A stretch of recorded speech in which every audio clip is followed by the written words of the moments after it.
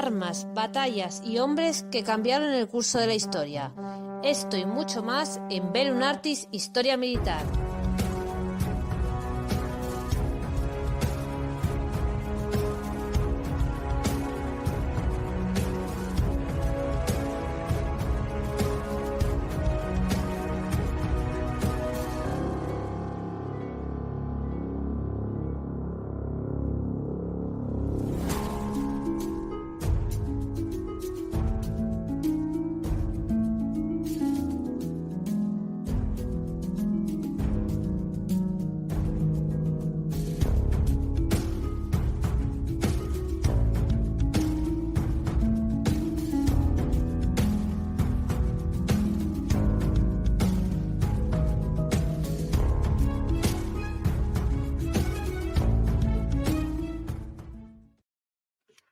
La guerra del Yom Kippur.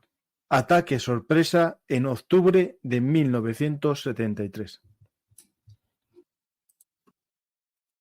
Hola a todos, amantes de la historia militar. Esto es Bellum Artis y yo soy Francisco García Campa, vuestro acompañante en este viaje a las arenas del desierto, pero también a las colinas del Líbano y de Siria, en los altos del Golán.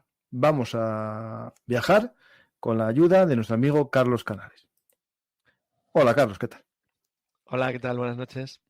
Pues volvemos a hablar de un tema que creo que está pasando a la historia de Bellum Artis, con tus programas sobre el conflicto árabe-israelí.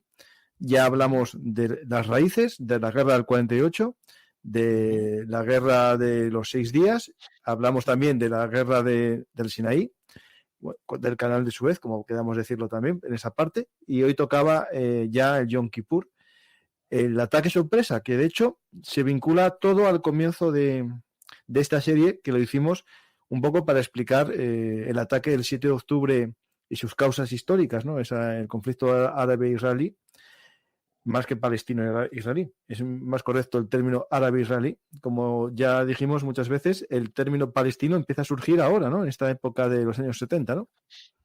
Pues efectivamente, tienes razón. Realmente la palabra, la asociación del conflicto árabe-israelí con el pueblo palestino comienza precisamente en los años 70 y especialmente a raíz de unos sucesos que curiosamente no tienen estrictamente que ver de manera directa con Israel, que es el famosísimo Septiembre Negro. Que hablaremos algo. Yo creo que primero hay que contar, bueno, como siempre. Pero primero contar una cosa, Carlos, te interrumpo. Este libro tuyo, David y Goliat, que es el que nos unió, el conflicto árabe-israelí. Algunos me escriben y me preguntan dónde se puede conseguir. Está descatalogado, pero se puede conseguir, he visto por internet con mucha facilidad. Está chupado. Sí. No es nada difícil. Cuando reclas el título, pues compras segunda mano, pues muy fácil. No es especial. Encima es un libro barato, con lo cual no es nada complicado.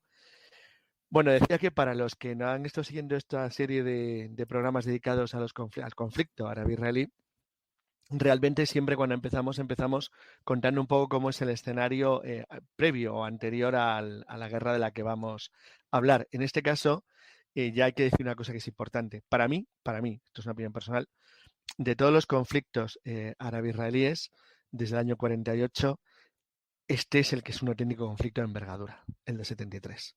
No solamente por el número de fuerzas implicadas de combatientes reales, que en este caso ya se trató de fuerzas movilizadas realmente en números muy, muy grandes, sino en que las operaciones militares fueron llevadas a cabo con armamento extremadamente moderno y muy avanzado y muy sofisticado, en aquel entonces puntero en su época, y además lo hizo en una escala enorme. Por otra parte, insisto siempre en lo mismo, todos los conflictos árabe-israelíes desde el año 56, desde la guerra de Suez y el Sinaí, tienen algo en común. Y esto que tienen en común es que son conflictos que se resuelven con gran rapidez.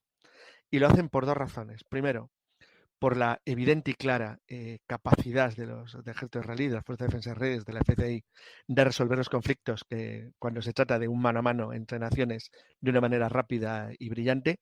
Y lo segundo, porque las presiones internacionales, políticas, tienen tendencia rápidamente a intentar evitar que este tipo de conflictos escalen a algo mayor que pudiera afectar a grandes potencias a nivel planetario, intentan cortar como sea la escalada de la guerra. De hecho, en la del 73 es donde más se nota esto, porque como fue ocurriendo de manera progresiva, según los conflictos árabe-israelíes se iban entremezclando con el problema político-militar de la Guerra Fría, ponía en riesgo la paz mundial y había riesgo claramente un enfrentamiento global entre el Pacto de Varsovia y la Unión Soviética y la OTAN y los Estados Unidos.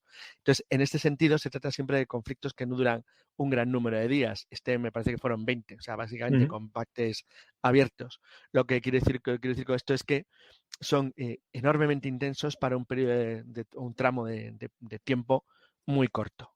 Dicho esto, la situación, como la habíamos dejado al acabar la guerra del 67, hay uno de los efectos, no solo de la guerra del 67, con la ocupación por parte del ejército israelí de toda la Cisjordania y también de Gaza, sino que se produce también un aumento de algo que ya se había iniciado durante la guerra del 48, que es la expulsión masiva o el exilio de centenares de miles de palestinos, más de 800.000 a partir del año 48, que pasaron a vivir en campos de refugiados en países limítrofes de Israel, principalmente en Líbano, en Siria y en Jordania, que son sus 3 grandes vecinos, aparte de la franja, obviamente, de Gaza.